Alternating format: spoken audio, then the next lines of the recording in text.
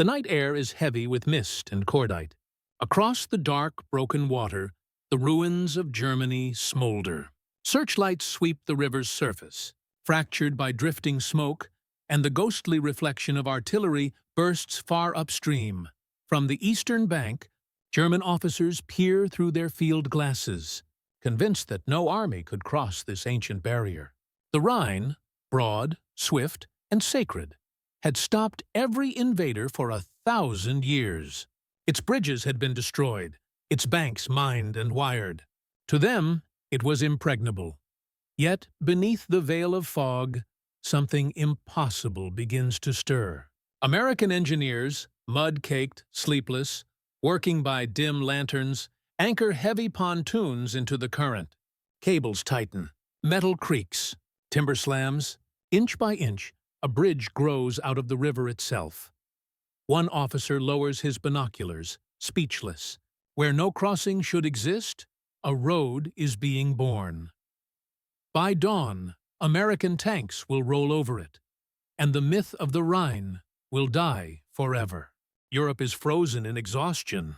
The fields of Belgium lie scarred by tank treads and blackened trees. The snow hides corpses and the wreckage of war. Germany's final gamble, the Ardennes offensive, later known as the Battle of the Bulge, has failed. By January 1945, the Allied armies are once again pushing east, relentless, methodical, and now unstoppable. From the north, Montgomery's 21st Army Group tightens its grip on the Netherlands. In the center, Omar Bradley's 12th Army Group, with Patton's 3rd Army driving like a hammer, tears through the Saar and Moselle valleys. To the south, Dever's 6th Army Group claws its way through Alsace and the Black Forest. For Hitler, this is no longer a war of conquest. It is a war of denial, a desperate attempt to hold ground that no longer exists. The once proud Wehrmacht is reduced to shattered battalions, teenagers, veterans, and fragments of once formidable divisions. They retreat toward one final geographic hope: the Rhine River, Germany's natural fortress. To the German High Command, the Rhine is more than a river. It is history, legend, and national symbol. For centuries, it has stood as a living border between the German heartland and the armies of Europe. Napoleon had crossed it and failed to hold it. The French had reached it and been forced back. In every soldier's mind, the Rhine is both shield and sanctuary. By early February, Hitler issues a simple order: no enemy will set foot on the east bank. Every bridge across the Rhine is wired with explosives. Every approach road is mined and covered by artillery. Entire engineer battalions are assigned not to build, but to destroy. To Hitler and his generals, the river's width and current alone would stall the Allies for months. In their map rooms, they calculated that no force could bridge it fast enough to maintain momentum. Not under the guns of the Reich. But they misjudged two things: the relentless logistics of the United States Army and the ingenuity of its engineers. Behind the front lines, thousands of American engineers work with mathematical precision. They repair roads in record time, construct makeshift depots, and build airstrips out of mud. They design prefabricated bridges that can be assembled like puzzles, hauled on trucks, and floated across rivers in hours instead of days. Every success brings them closer to the Rhine. By late February, Allied scouts reach its western banks near Koblenz, Cologne, and Remagen. The soldiers who stand before it see a wide, fast-moving barrier, cold, gray, and indifferent. On the opposite side lie the ruins of German towns and the black silhouettes of retreating troops. But among American commanders, the question is not if they will cross. It is how soon. The Rhine represents both a military challenge and a psychological threshold. To cross it means entering the very heart of Hitler's empire. To fail means prolonging the war, perhaps for months. In Eisenhower's headquarters, plans are drawn for multiple crossings, each a calculated, engineering-driven assault. The Germans laugh at the idea. To them, American troops are brave but clumsy, their engineers dependent on machinery and manuals. The Rhine, they believe, will drown that arrogance. They could not have been more wrong. The moment of reckoning is drawing near, and with it, the clash between German faith in the river and American faith in innovation. By February 1945, the western bank of the Rhine had become a vast, living construction site. Every field, every ruined village, every stretch of road was alive with motion. Trucks roared through the mud. Bulldozers carved paths through shattered forests, and cranes swung sections of steel like the bones of some industrial giant. The Allies were preparing not just to cross a river, but to crack open the last door to Germany. In Eisenhower's headquarters at Reims, the Supreme Commander's maps glowed with colored pins. Each represented a bridgehead to be. Operation Plunder, the massive crossing planned for Montgomery's northern sector, would strike near Wesel. To the south, Bradley's 12th Army Group and Patton's 3rd Army eyed the Middle Rhine. Every plan depended on one critical factor: the U.S. Army's combat engineers. These men were not celebrated in the newspapers. They fought without fanfare, wearing the same mud and exhaustion as the infantry they supported. Yet, they were among the most vital soldiers in Europe. Their tools were not rifles or mortars, but Bailey bridge sections, pontoons, cables, and explosives. Their battlefields were rivers, craters, and ruins. The Bailey Bridge, a British invention perfected by American production, became their signature weapon.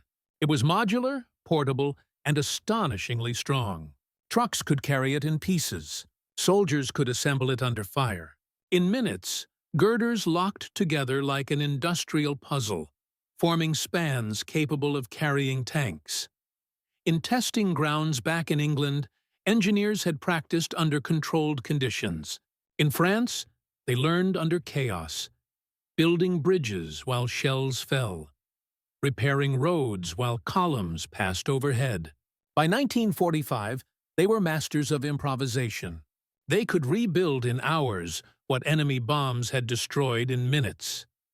As the Allied front lines neared the Rhine, engineers studied every aerial photograph and topographic map they could find. They calculated current speed, bank gradients, and load-bearing capacities. They even devised inflatable pontoon ferries to carry Sherman tanks. Every detail mattered. Meanwhile, German forces withdrew in disarray, blowing every bridge they could find behind them. Town after town echoed with the thunder of detonations. Stone arches crumbled into the river. Massive steel trusses folded into twisted wreckage. Smoke hung over the Rhine for weeks. To German commanders, this destruction was a triumph, proof that they had bought time. Without bridges, they believed, the Allied offensive would grind to a halt. But the Allies were not slowing down. From the north, British and Canadian troops cleared the lower Rhine. Patton's 3rd Army stormed through Trier, crossing the Moselle and racing toward Koblenz. The U.S. 9th Army pressed toward Wesel. The enemy's retreat was faster than even the planners had anticipated. Supply lines stretched, but American logistics kept pace. Railways were repaired within hours of capture. Forward depots poured fuel, food, and ammunition toward the front. Still, one enormous obstacle remained: the Rhine itself. In early March, as the Allies reached its western banks, they saw for the first time what lay ahead: a river swollen with winter rains, a current strong enough to overturn boats, and banks fortified with German artillery. Each potential crossing point bristled with machine guns and mortars. For the engineers, this was both a nightmare and a challenge. They began rehearsing night crossings, using smoke screens and camouflage nets. Equipment was waterproofed, boats checked, and bridge sections marked with luminous paint. Every movement was timed to the second. The weather offered no mercy. Rain turned roads to sludge. Cold winds froze fingers and tools. Yet the work never stopped. Behind every combat unit stood a line of engineers, waiting for the order that would send them into the water. Among them were men who had crossed the Seine, the Meuse, and the Saar. But the Rhine was different. It was deeper, wider, and symbolically more dangerous. They knew that the German High Command would throw everything it had left into stopping them. In bunkers along the eastern bank, German generals watched and waited. Many still clung to the belief that the river would hold, that no amount of American machinery could overcome nature itself. They laughed at reports of engineers assembling boats and pontoons in the mud. They dismissed intelligence about floating bridges and amphibious tanks. After all, who could possibly bridge a river like the Rhine, under fire, in days, not weeks? But across the water, engines were already rumbling. Crates were being unpacked. Calculations were being finalized. The laughter would soon stop, because somewhere along that vast gray river, an opportunity, one bridge, one chance, was about to appear. To the infantryman, victory came through bullets and bravery. To the engineer, it came through sweat, calculation, and steel. The combat engineers of the U.S. Army were not glamorous soldiers. They carried shovels as often as rifles, and their battles were measured in hours saved and roads rebuilt. Yet in the spring of 1945, they would fight their most dangerous battle. Not against men, but against nature itself.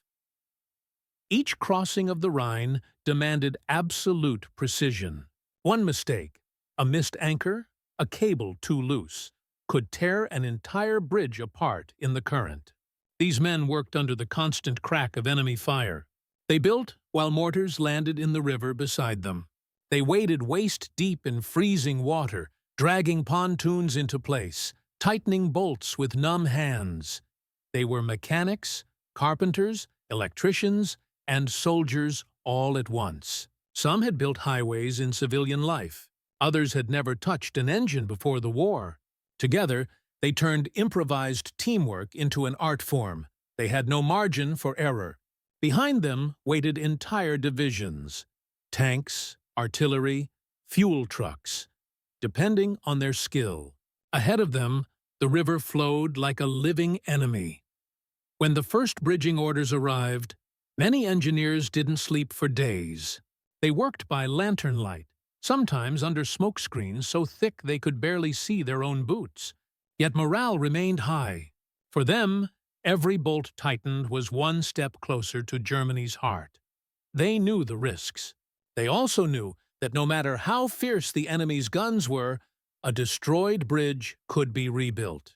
The Rhine could not be allowed to stop them. If the German army represented centuries of discipline, the American army represented the triumph of industrial creativity. The weapon that made the impossible possible was the Bailey Bridge, a simple, brilliant design of modular trusses that could be assembled without cranes, welding, or heavy machinery.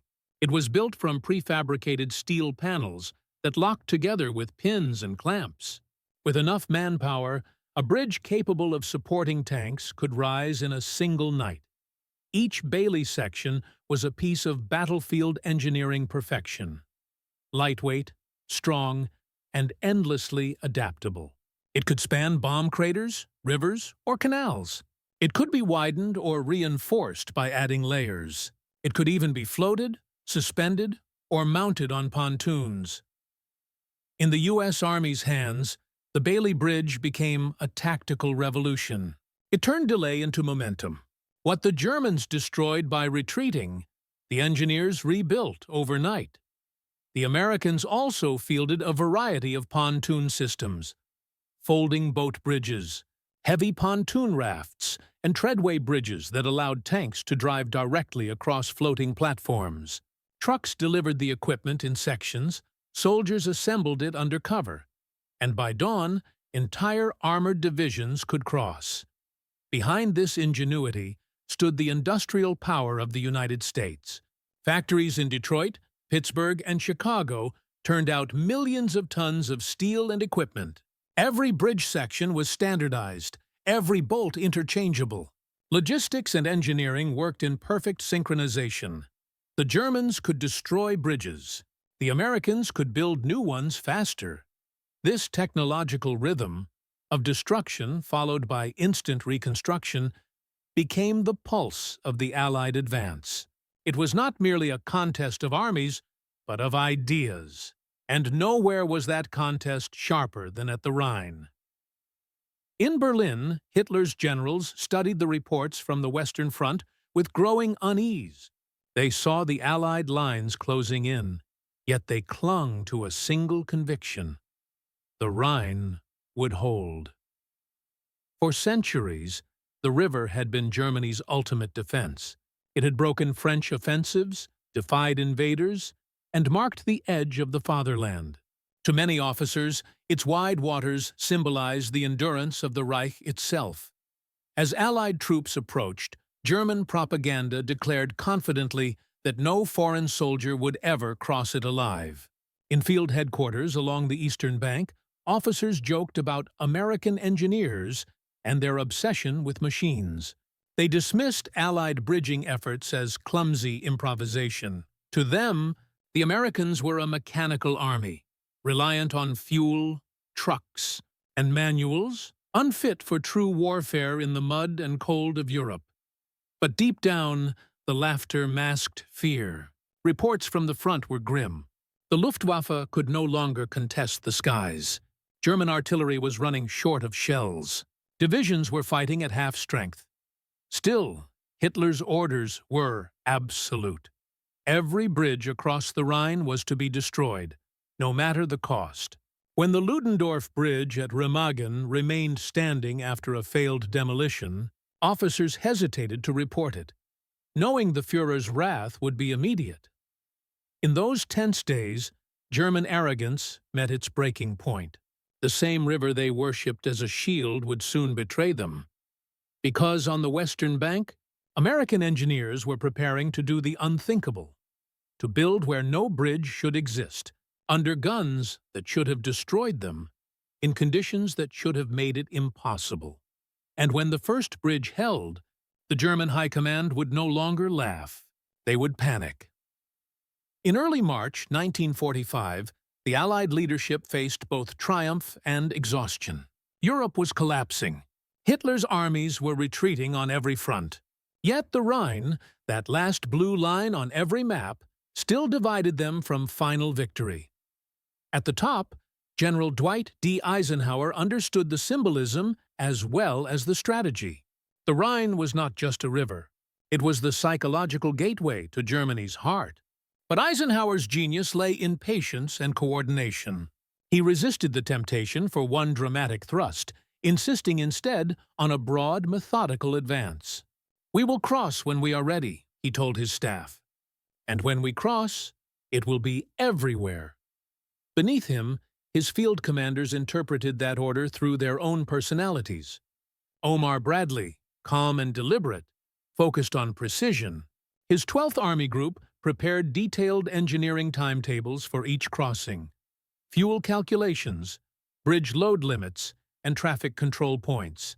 George S. Patton, by contrast, saw the Rhine not as an obstacle, but as a dare.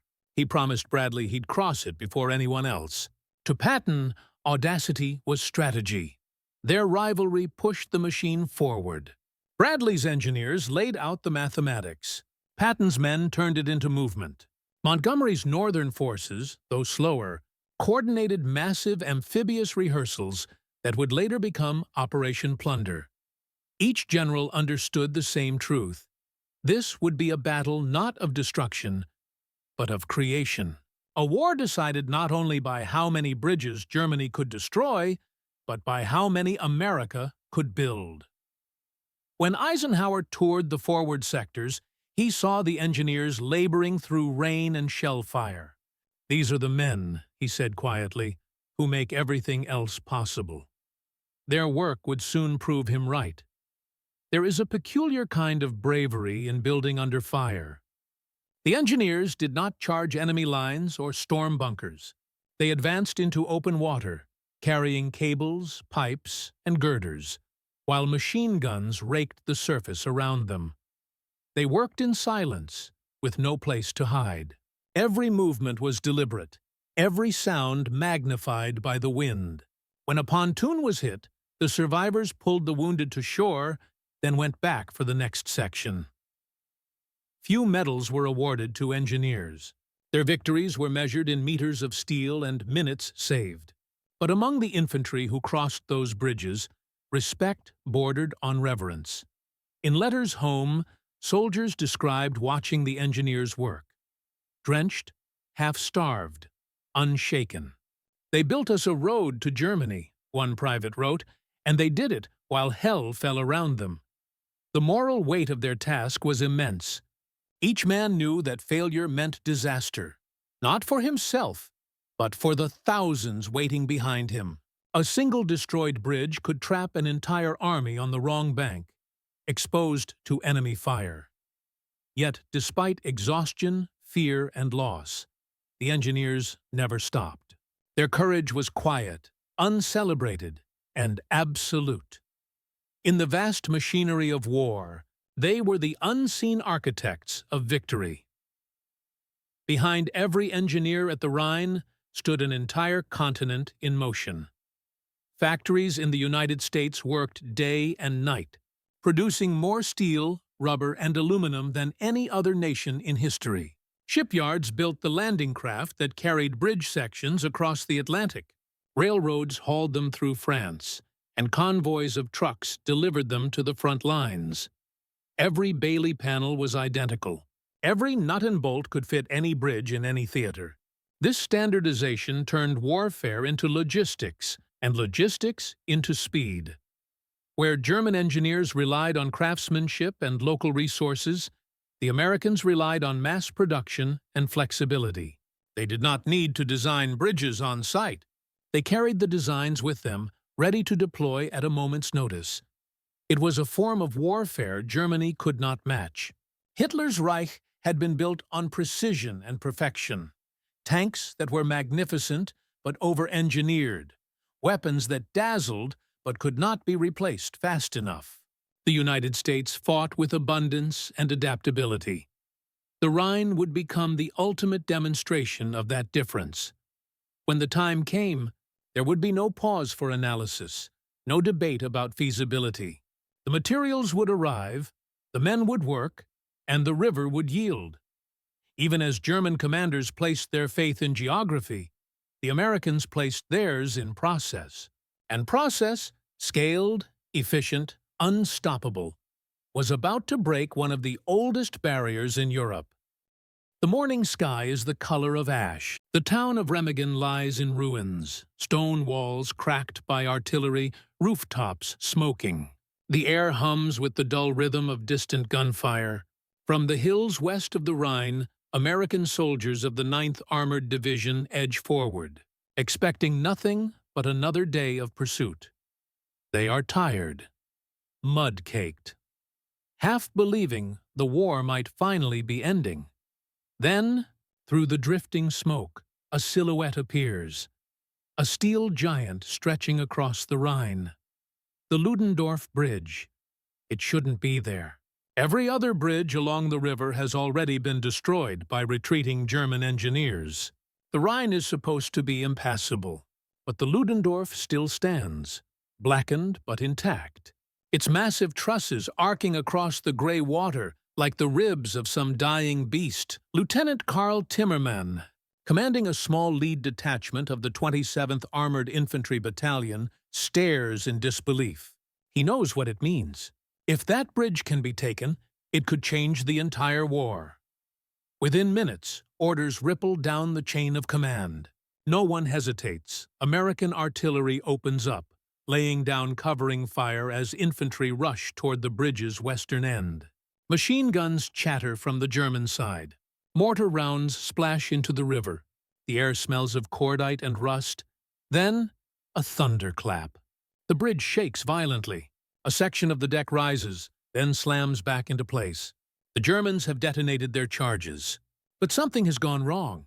The explosion has damaged the structure, but failed to destroy it. The detonators were damp, the wiring faulty, or perhaps the explosives were sabotaged by a German officer unwilling to see his own town obliterated. Historians will never know for certain. All that matters now is that the bridge still stands. American infantry sprint across, bullets hissing around them. Engineers follow close behind, cutting fuses, throwing burning cables into the river. Halfway across, a shell strikes the steel truss, sending shrapnel through the ranks. Men fall into the water, others keep running. It is madness, a race against both the enemy and the river. At 4 p.m., the first Americans reach the far bank. For the first time in history, Allied forces have crossed the Rhine into the heart of Germany. When news reaches headquarters, disbelief spreads faster than celebration. Field reports confirm it.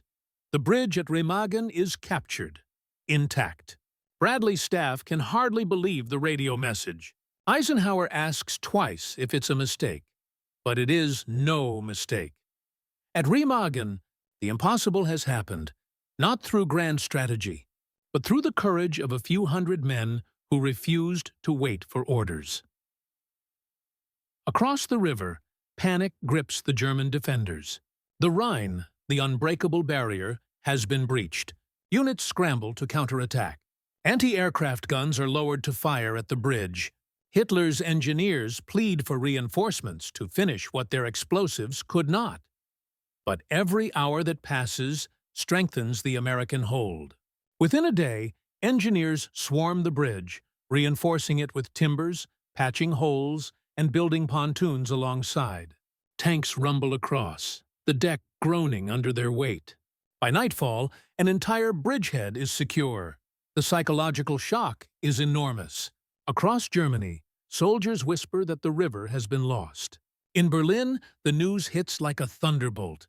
When Hitler hears it, he erupts in fury. The Führer, convinced the Rhine was unassailable, calls it an act of treachery. He orders an investigation, a court-martial, and executions. 5 German officers are condemned to death within days. He cannot comprehend how the bridge still stands. He blames cowardice, sabotage, even black magic. But the truth is simpler.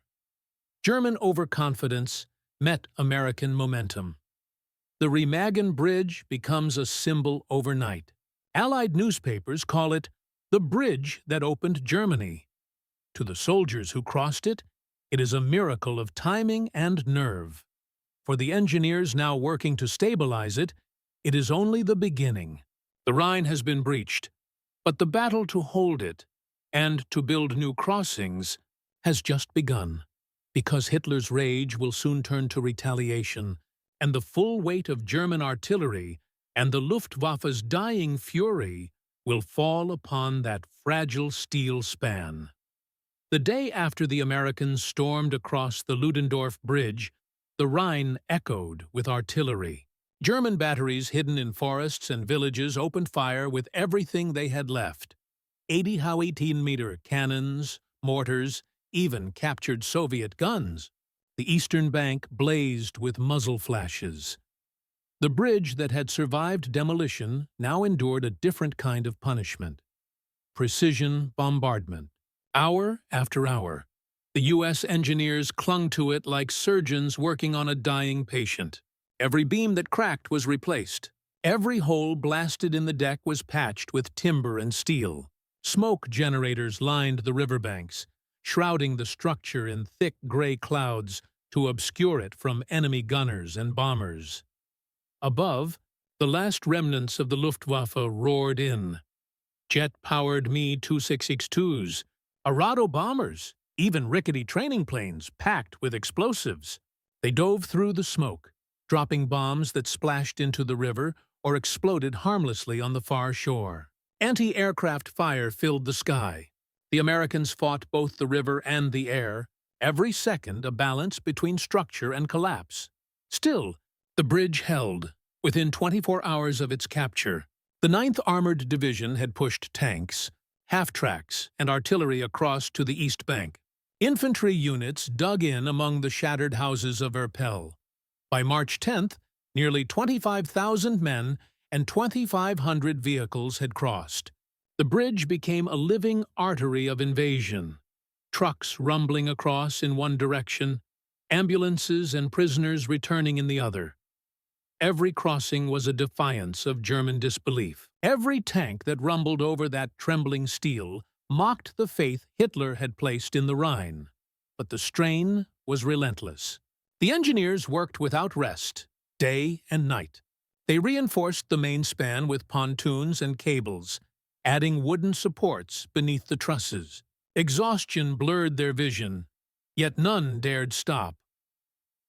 On March 17th, after 10 days of ceaseless bombardment and vibration from traffic, the Ludendorff Bridge finally gave way. Its central span buckled, twisting into the current with a roar that echoed for miles. 28 engineers died in the collapse, but by then it no longer mattered. The bridgehead on the east bank was secure. The American foothold across the Rhine, the one the Germans had sworn was impossible, had expanded into a full bridgehead, 5 miles wide and 3 miles deep. Remagen had served its purpose, and while the Germans obsessed over its destruction, the Allies had already moved on. Far to the north, Operation Plunder began.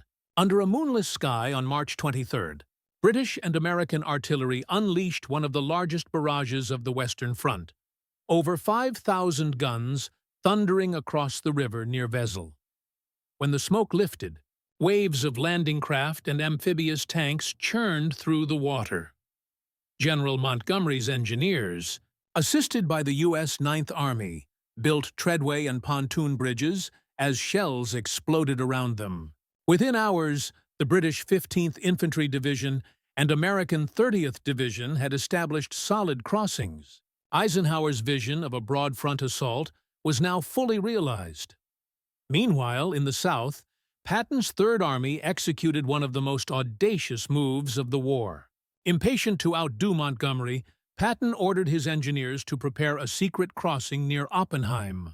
On the night of March 22nd, before Montgomery even launched his attack, Patton's men slipped across the Rhine in assault boats under cover of darkness.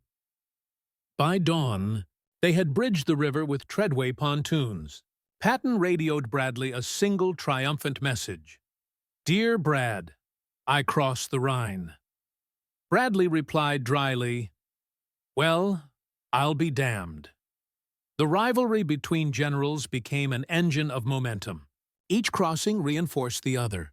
The Rhine, once the Reich's natural wall, became a highway of invasion. German resistance faltered.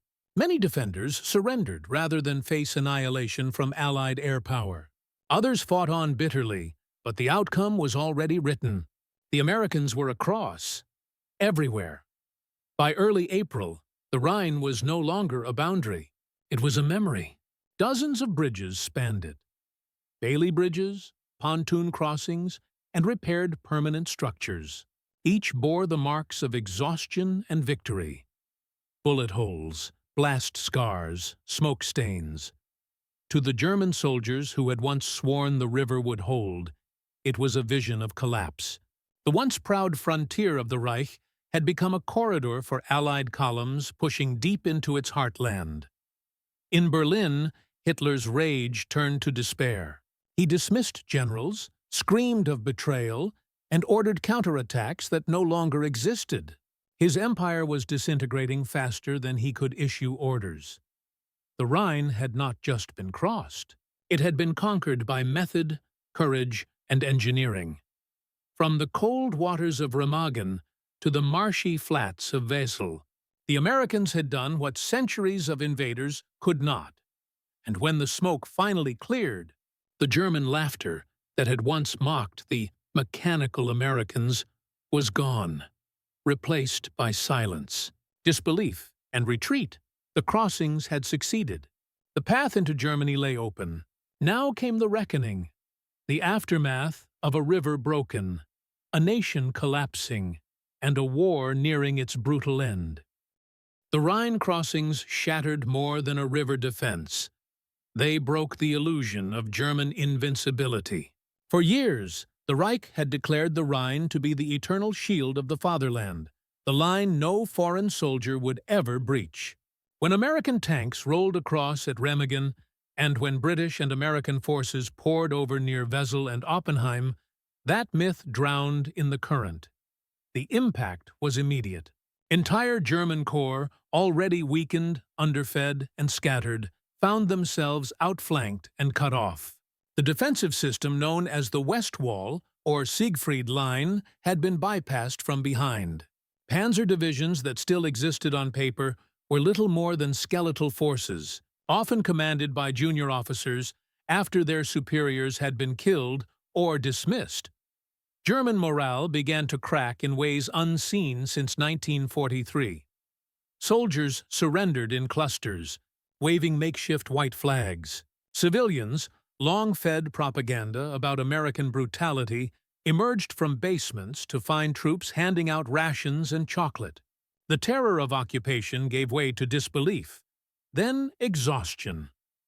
Supreme Commander Dwight D. Eisenhower had chosen a strategy that emphasized caution and coordination. He refused to gamble on a single thrust toward Berlin. Instead, he ordered all Allied armies to advance simultaneously. Montgomery's 21st Army Group in the north, Bradley's 12th Army Group in the center, and Devers's 6th Army Group in the south. This broad front approach stretched German defenses beyond repair. With the Rhine broken, there was no continuous line left to hold. The Allies fanned out across western Germany like a tidal surge. By March 25th, the U.S. 1st and 3rd Armies had linked up east of the river. Their armored columns raced toward the Lahn and Main rivers. The speed of advance stunned even their own commanders. In just 10 days, Patton's forces captured Frankfurt, while Hodges's 1st Army moved north to encircle the Ruhr, Germany's industrial heartland. The Ruhr Pocket, as it came to be known, became a trap for more than 300,000 German troops, the last organized army group on the Western Front. Cut off from supplies, ammunition, and fuel, they fought for weeks under constant artillery fire and bombing before surrendering in early April. The Rhine, once Germany's line of defense, had become the Allied gateway to encirclement. Behind the advancing troops, the true legacy of the crossing took shape, an engineering miracle stretching the length of the river. Between March and April 1945, American and British engineers built more than 40 bridges across the Rhine, floating, fixed, and Bailey types. Some were erected in as little as 36 hours, capable of supporting the heaviest Sherman and Churchill tanks. At Remagen, even after the Ludendorff Bridge collapsed, the U.S. Army built 2 new pontoon bridges nearby within 48 hours. The engineers, who had once feared the river's current, now commanded it. Their efficiency stunned Allied observers and terrified German intelligence officers, who reported that the Americans could build a road anywhere, out of anything. The Rhine campaign became the ultimate proof of what American military engineering could achieve under fire. What began as a desperate act of improvisation at Remagen had evolved into an unstoppable system, methodical, disciplined, and driven by manpower and logistics rather than miracle. In Berlin, chaos reigned. Hitler's response to the Rhine crossings bordered on delusion. Furious that the Remagen Bridge had not been destroyed, he ordered a court-martial of the officers responsible. General Hans Felber, commander of Army Group B's southern sector, was relieved of duty. When Major Hans Scheller, Captain Bratje, and other officers involved in Remagen's defense were brought before military tribunals, the verdicts were swift and brutal. Several were executed on Hitler's orders, accused of cowardice and sabotage. But by then, the Führer's authority had already become hollow. His generals no longer believed victory possible. They fought now for survival, not ideology. For every day that Allied troops moved deeper into Germany, Hitler's circle grew smaller, angrier, and more detached from reality. Reports of Allied bridgeheads were dismissed as lies spread by defeatists. Yet the map in his bunker told the truth. The Rhine, once his empire's western frontier, was covered with American arrows pushing east. As March turned to April, Allied reconnaissance flights revealed a landscape of ruin. Burned bridges, flooded roads, columns of refugees. The Rhine Valley, once the economic spine of Germany, was silent except for the distant rumble of artillery. In towns like Bonn, Koblenz, and Cologne, streets lay empty. Factory chimneys stood cold. What had once been the pride of German industry, Krupp steel, Mayenne machinery, and Rhine metal arms, now served as twisted silhouettes against a burning sky. And yet, amid the wreckage, there was an eerie calm. Civilians began to understand that the war, at least in the West, was ending. The Americans had crossed the Rhine. Nothing could undo that. But what happened next would determine the fate of the Reich itself. In the final phase of the aftermath, Germany would face collapse from within, and a race toward Berlin would begin. The thunder of artillery that once marked the Rhine crossings now echoed across the heart of Germany itself. After Remagen, after Wessel, after Oppenheim, the front no longer existed as a line. It was a spreading wave. Allied divisions, armored and mechanized, poured eastward across a dying nation. For the German High Command, the situation was beyond repair. Communications collapsed. Orders contradicted each other. Units retreated in confusion, only to find the roads clogged with refugees. Columns of civilians stretched for miles. Farmers, children, widows, pushing carts filled with whatever they could carry, heading anywhere that wasn't east. Away from the advancing Soviets, the once disciplined Wehrmacht was disintegrating. Many divisions no longer existed except on paper. Those that remained fought isolated, hopeless battles. Small towns turned into fortresses, bridges defended by boys of the Hitler Youth and old men of the Volkssturm. They were fighting for ruins. In early April, the culmination of the Rhine campaign came in the Ruhr pocket. General Omar Bradley's 12th Army Group, spearheaded by Hodges's Saz, 1st Army from the north and Patton's 3rd Army from the south, met near Lippstadt on April 1st. First, the jaws of the trap closed around Germany's industrial core. Inside the pocket were nearly 350,000 German troops, including soldiers from Army Group B under Field Marshal Walter Model. Cut off from fuel and ammunition, surrounded by superior firepower, and bombed relentlessly from the air. They fought for 2 weeks in what became one of the largest encirclements of the Western Front. The Americans advanced methodically, capturing town after town. Engineers bridged canals and rivers under fire, keeping the armor supplied. Artillery flattened strong points before infantry moved in. By April 18th, it was over.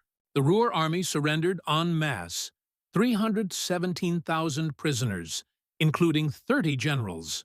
The industrial region that had once powered the German war machine was now silent.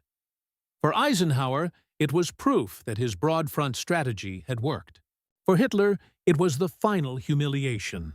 Field Marshal Model, once called the Führer's fireman for his skill in stabilizing broken fronts, refused to surrender. On April 21st, surrounded and abandoned, he took his own life in a forest near Duisburg. With the West collapsing, Eisenhower faced a strategic question that would define the post-war world. Should the Allies push for Berlin, or halt and let the Soviets take the city? By mid-April, his forces had crossed the Elbe River, only 50 miles from the capital. American patrols could hear the distant thunder of Soviet guns approaching from the east. The decision came down to politics as much as strategy. Eisenhower, following orders from Washington, chose to halt his main advance and focus on clearing southern Germany and Austria. Berlin, he decided, would be left to the Red Army. But his armies didn't slow. The momentum built at the Rhine carried them forward. Patton's Third Army swept into central Germany, capturing Weimar, Erfurt, and Nuremberg. The ruins of Hitler's rallies were silent beneath tank tracks. Farther south, the Seventh Army and French First Army advanced through the Black Forest, linking with American units along the Danube. The crossings that began at the Rhine had unleashed an unstoppable tide, a movement of machines and men that devoured the Reich from the inside out. In his bunker beneath Berlin, Hitler raged at maps that no longer represented reality. Reports of the Rhine's fall had triggered days of furious denial. Now, as Soviet artillery landed within earshot of the capital, he still clung to fantasies of a counterattack that would throw the Allies back into the sea. He ordered new divisions that didn't exist. He promoted officers whose troops were already dead. His last message to the Western Front demanded that bridges be destroyed, not realizing there were no bridges left to hold. On April 30th, 1945, less than 2 months after the Americans crossed the Rhine, Adolf Hitler took his own life. The empire he had promised would last 1,000 years had lasted 12. By then, the engineers who built the first bridge at Remagen had already moved east, constructing crossings over the Main, the Werra, and the Elbe. They worked through bombed-out towns and shattered countryside, rebuilding one road after another. For them, the war had been measured not in glory or conquests, but in steel, sweat, and survival. Every beam laid across a river was another step toward ending the bloodshed. In the spring of 1945, the Rhine stopped being just a river. It became a symbol of endurance, of courage, of what ordinary men could achieve when confronted by the impossible. When the engineers of the U.S. Army built their bridge at Remagen, they weren't chasing glory. They were cold, hungry, exhausted, and afraid. Yet under shellfire and chaos, they turned steel and timber into hope. That act, practical, methodical, human, broke the back of an empire. For centuries, the Rhine had divided Europe. Romans called it the edge of civilization. French kings, German emperors, and conquerors from Napoleon to the Kaiser had seen it as a natural wall, a line that defined nations. In 1945, it became something else. The place where walls ceased to matter. Those black and white photographs from the time, engineers knee-deep in water, soldiers guiding tanks across trembling spans, officers staring in disbelief, capture not just victory, but transformation. They show a moment when innovation triumphed over arrogance, and teamwork replaced tyranny. Every plank laid at Remagen, every cable stretched across Wesel or Oppenheim, carried the same unspoken message, that no obstacle is permanent, and no barrier is sacred when the cause is freedom. When the war ended weeks later, Europe lay in ruins, but the rivers still flowed, steady, indifferent, timeless. The men who had crossed them returned home, scattered across small towns and quiet streets.